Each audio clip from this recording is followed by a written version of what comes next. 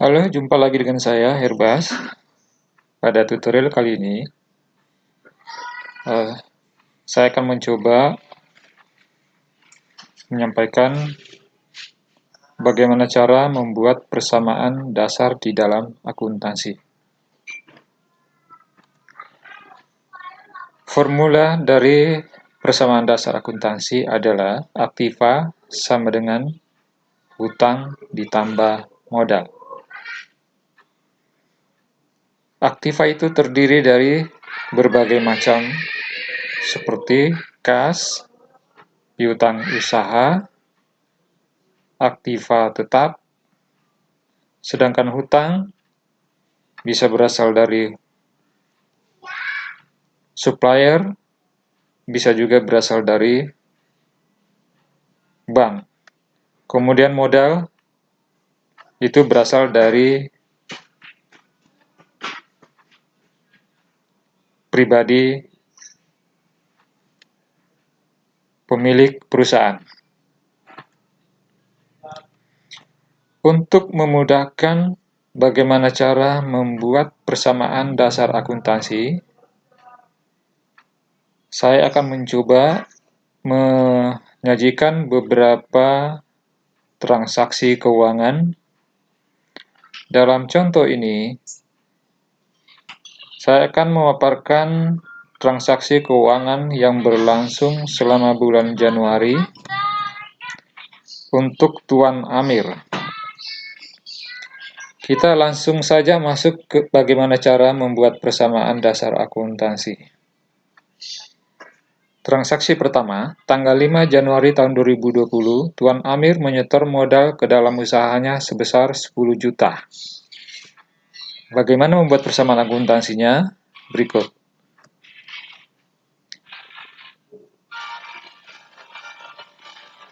Tanggal 5 Januari ada setoran ke kas perusahaan sebesar 10 juta.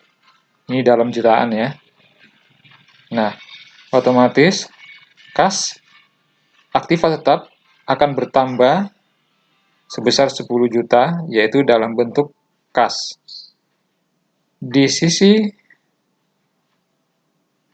Sementara itu di sisi modal juga bertambah 10 juta. Artinya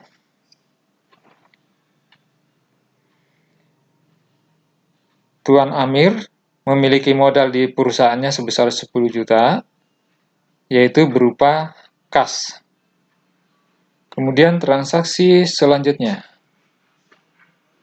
Pada tanggal 6 Januari tahun 2020, Tuan Amir membeli sebuah laptop seharga 3 juta dan meja kerja dan kursi seharga 600.000. Totalnya 3.600.000. Kita analisa transaksi ini. Di sini ada pembelian inventaris kantor, yaitu berupa laptop 3 juta dan meja kerja 6 juta. Kita kembali ke persamaan dasar akuntansi. Otomatis dengan adanya transaksi ini, berarti kas di perusahaan Tuan Amir berkurang sebesar 3.600.000, tetapi yang bertambah adalah aktiva lainnya berupa peralatan kantor atau inventaris kantor sebesar 3.600.000. Transaksi ini tidak mempengaruhi modal karena pengeluaran kas bukan merupakan biaya. Kenapa bukan biaya? Karena peralatan kantor seperti laptop itu bisa digunakan untuk jangka waktu lebih dari 1 tahun. Perlu diingat bahwa kalau pengeluaran biaya itu masa manfaatnya di bawah 1 tahun, maka itu tergolong kepada biaya. Sifat biaya adalah mengurangi modal. Nah, karena ini adalah peralatan kantor yang kita gunakan lebih dari 1 tahun, sehingga tidak mempengaruhi modal.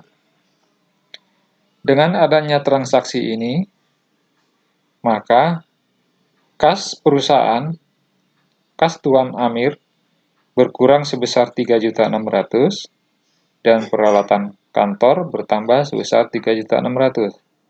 Sehingga total kas Tuan Amir sekarang tersisa 6.400.000, sedangkan peralatan kantornya bertambah sebesar 3.600.000 dan modalnya masih tetap 10 juta. Lanjut ke transaksi berikutnya. Pada tanggal 10 Januari tahun 2020, Tuan Amir menarik dana dari kas perusahaannya sebesar 500.000 untuk keperluan anak sekolah dia. Berarti ini adalah dana pribadi, dana yang dipergunakan untuk pribadi, tetapi diambil dari kas perusahaan. Bagaimana persamaan dasarnya? Kita lihat. Kasnya berkurang sebesar 500.000 karena ini merupakan pengurangan modal, maka modal pun juga berkurang sebesar 500.000. Pengambilan pribadi oleh pemilik perusahaan disebut dengan private. Nah, kondisi keuangan sekarang dengan adanya pengurangan 500 tadi, maka kasnya tinggal 5.900.000 dan peralatan kantornya tetap 3.600.000. Sementara modalnya, karena sudah ada pengambilan 500 untuk keperluan pribadi tadi, sehingga tersisa sebesar 9.500.000. Oke, kita lanjut ke transaksi berikutnya.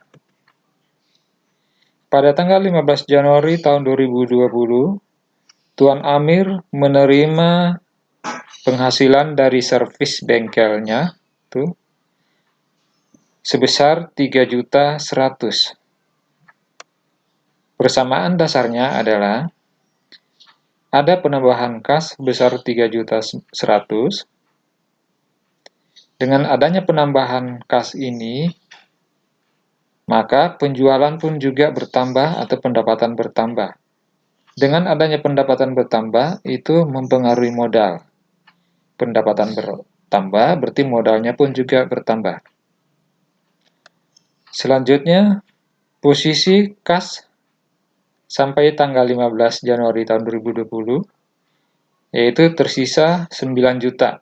Tadinya pada tanggal 10 ada 5.900.000, dengan adanya penerimaan dari pelanggan 3.100.000, sehingga uang kasnya sekarang menjadi 9 juta.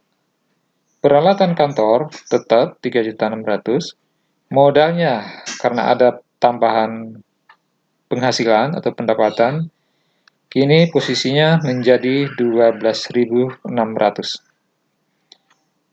Oke, transaksi terakhir. Pada tanggal 25 Januari tahun 2020, Tuan Amir membayar gaji mekaniknya sebesar Rp1.500.000. Persamaan dasarnya adalah kasnya berkurang 1.500.000 karena ini adalah merupakan biaya seperti yang tadi sudah kita jelaskan bahwa jika pengeluaran itu manfaatnya tidak lebih dari 1 tahun, maka itu akan mempengaruhi atau mengurangi modal. Per 25 Januari tahun 2020, posisi kas sekarang menjadi 7.500.000, peralatan kantor tetap 3.600.000, dan modalnya kini menjadi 11.100.000. Jadi dari modal awal 10 juta, sekarang sudah menjadi 11.100.000. Artinya dalam kurun waktu tanggal 5 Januari sampai dengan 25 Januari, sudah ada penambahan modal sekitar 1.100.000. Nah, persamaan dasar yang sudah kita buat ini sampai di sini. Selanjutnya, kita dapat menyusun laporan keuangan berdasarkan persamaan dasar ini. Kita lihat.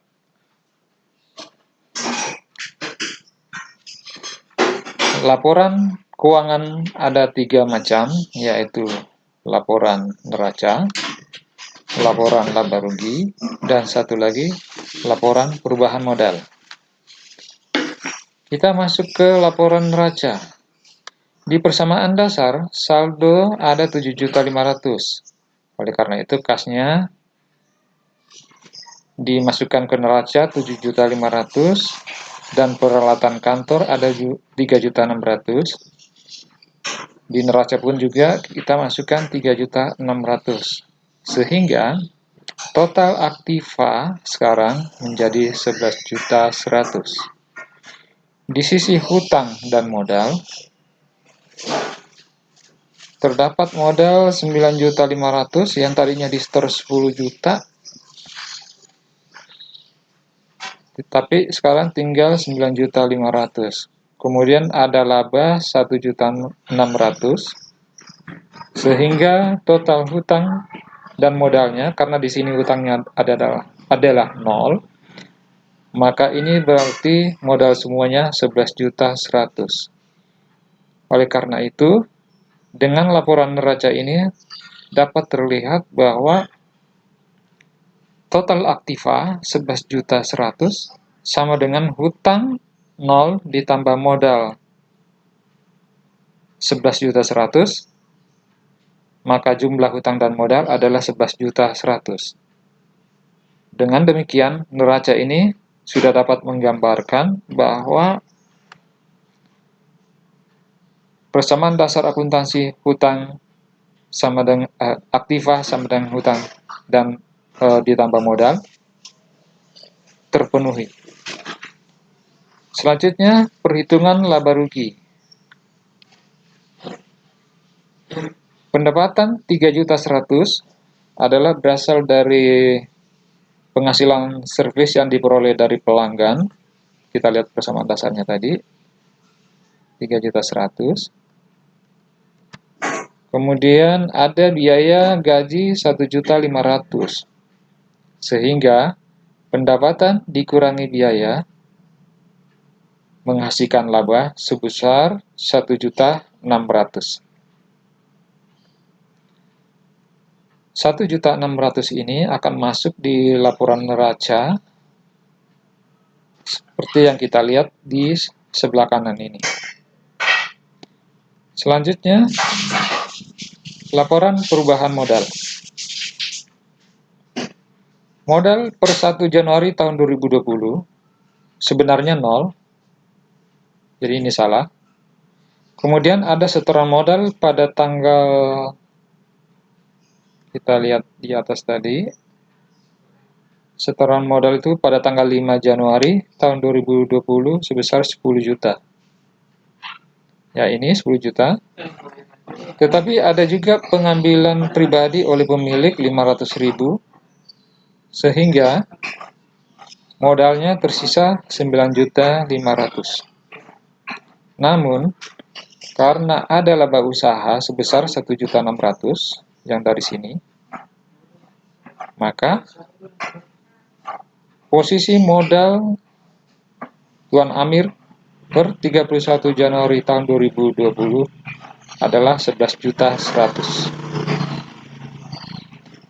Kalau kita gambarkan hubungan antara neraca, laba rugi, dan perubahan modal, maka terlihat di bagan ini. Ini adalah neraca, di mana di dalam neraca terdapat hasil akhir dari laba 1.600.000, dan di dalam laporan perubahan modal juga menggambarkan ada laporan rugi laba, angka dari laporan rugi laba sebesar 1.600.000. Oke, demikianlah persamaan dasar, bagaimana cara membuat persamaan dasar akuntansi dan hubungannya dengan laporan keuangan seperti neraca, laporan laba rugi, dan laporan perubahan modal. Sampai di sini pemaparan saya kali ini. Untuk mendapatkan notifikasi pada video-video saya berikutnya tentang dasar-dasar akuntansi, mohon lakukan subscribe dan like beserta sharing video ini kepada teman-teman yang lain. Demikian, wassalamualaikum warahmatullahi wabarakatuh.